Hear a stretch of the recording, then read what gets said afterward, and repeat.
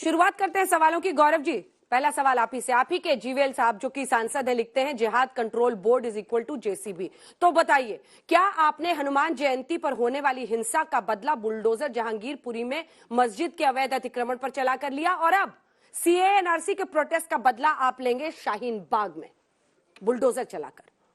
देखिए, जब इस चर्चा पे हम आ रहे थे तो सबसे पहले एक खबर दिखी। खबर क्या थी?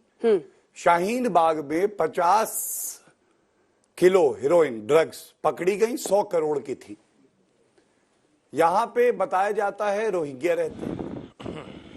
हमारे देश के नागरिकों का अधिकार है, रोहिंग्या का अधिकार संवैधानिक नहीं है, वो नागरिक भी नहीं है। आप हमारे देश के बच्चों को ड्रग्स की सुई लगाओगे ना, तो हम आपको बुलडोजर की जो भैंस को मोटी सुई लगती है वो लगाएंगे। यह है भारतीय जनता पार्टी की सरकार, पहली बात। दूसरी बात, अंजना जी, अगर एक दंगाई को, एक आतंकवादी को, एक अपराधी को बुलडोजर से डर लगे तो ये डर बहुत अच्छा है। ये डर क्यों अच्छा है, मुझे केवल आधा मिनट दीजिए, मैं बताता हूं।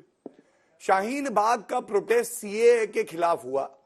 सीएए पार्लियामेंट में पारित एक कानून है, सर्वोच्च न्यायालय में लंबित था। कोविड का समय था, लेकिन वहां अवैध रूप से ये प्रोटेस्ट चलता रहा।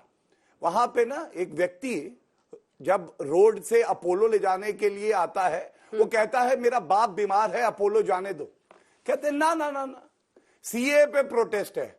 उसने कहा अरे भाई, आप देश के मुसलमान हैं, आपकी नागरिकता तो नहीं जा रही। नहीं, उन्होंने कहा हमें धर्म जोड़ता है, रोहिंग्या मुसलमान है। तो मुसलमानों का जो रोहिंग्या है, ठेका आपने उठा रखा है क्या? और भारतीयों से आपको नफरत है, यह सबसे बड़ा सवाल है। दूसरी बात, डर इसलिए अच्छा है क्योंकि बिना बुलडोजर चले वहां पे जो खाट, जो और इलीगल कब्जा हो रखा था, सब पीछे हटाया जा रहा है। सामान समेट रहे, हमने दिखाया रिपोर्ट। आप मुझे बताइए अंजना जी, ये बुलडोजर का डर अच्छा है कि नहीं? आप लोग भी बताइए। अगर अवैध हमारी भूमि, और जब मैं हमारी कहता हूं तो यहाँ पे जो पैनलिस्ट खड़े हैं उनकी भी भूमि है, तो आप बदला ही ले रहे हैं? बिल्कुल भी नहीं। तीनों आप ही ने प्रूव किया।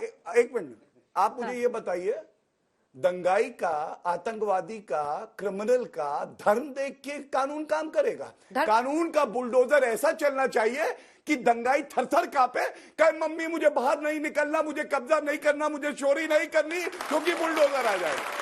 ये होनी चाहिए ताकत। अवैध निर्माण ही तो हटाएंगे, अगर शाहीन बाग से हटा गए तो क्या मुसीबत आ गई कांग्रेस की तरफ से?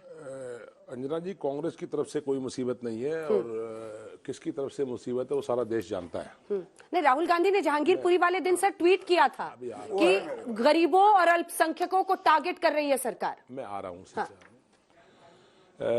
गौरव भाटिया जी सुप्रीम कोर्ट के एडवोकेट हैं। हाँ।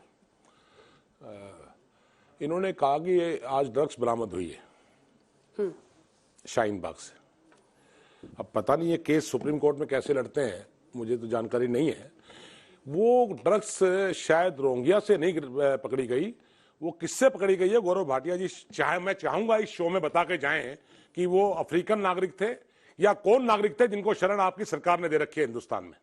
नंबर एक, ये आपको बताना पड़ेगा कि वो ड्रग किससे पकड़ी गई है। बता के जाओ। आपने रोहिंग्या कहा है, एक मिनट, रोहिंग्या कहा है तो ये भी बता के जाओ। आप एक एजेंडा 2024 के लिए, 22 में गुजरात हिमाचल के लिए, 23 के चुनाव के लिए आप एक एजेंडा को सेट करने पे लग गए हैं, और वो एजेंडा है किसी तरीके से इस देश के अंदर लोग महंगाई और सारे मुद्दों को भूलकर धर्म और जाति के आधार पर इस देश में बंटवारा होकर आपका वोट का मकसद हासिल हो जाए। आप उस एजेंडे पर इस देश को ले जा रहे हैं धीरे धीरे, और उसी एजेंडे का ये हिस्सा आपका बुलडोजर है। मैं एक बात बड़े स्पष्ट शब्दों में कहना चाहता हूं, अवैध निर्माण पर बुलडोजर चलना चाहिए या नहीं? आ रहा हूं बुलडोजर। ना ना ना, चलना चाहिए नहीं चलना चाहिए? मैं आ रहा हूं। उनको इटालियन पिज्जा खिलाना चाहिए, डोमिनोज से मंगवा के। पूरा कर लेंगे। ऐसा है, पिज्जा खिलाना चाहिए उनको, पिज्जा खिलाना चाहिए उनको जिन्होंने पेट्रोल के दाम आसमान में कर दिए। पिज्जा खिलाना चाहिए उनको जो आज कोयला संकट से घंटों घंटों बिजली की लोड शेडिंग चल रही है। पिज्जा वो लोग खाएं, पिज्जा हम नहीं खाएंगे। दूसरी बात मैं कहना चाहता हूं, शाहीन बाग पे बुलडोजर चले अतिक्रमण पर, इसको लेकर इतराज नहीं है। हाँ।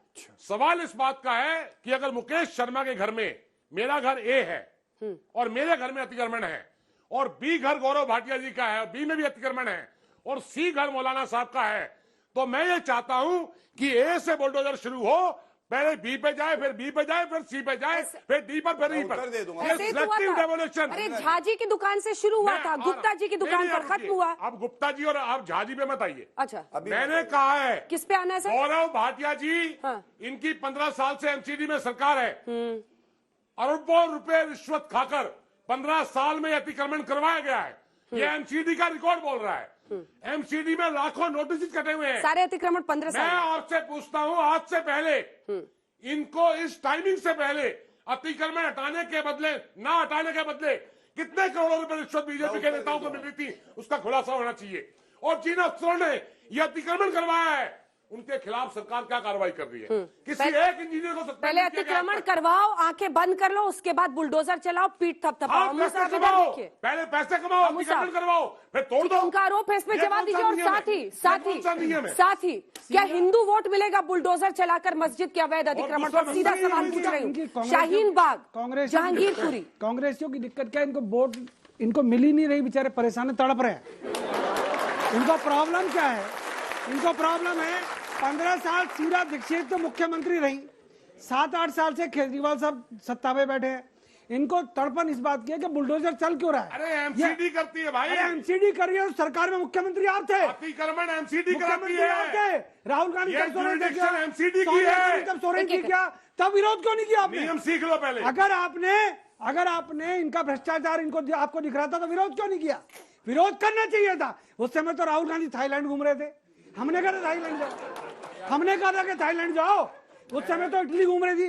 मैडम, अरे बात सुनिएगा सर, सुनिएगा। भाषा का संयम रखेंगे तो बेहतर रहेगा। अगर कोई व्यक्ति थाईलैंड जाता है तो सूरज पालमू की क्या गलती है?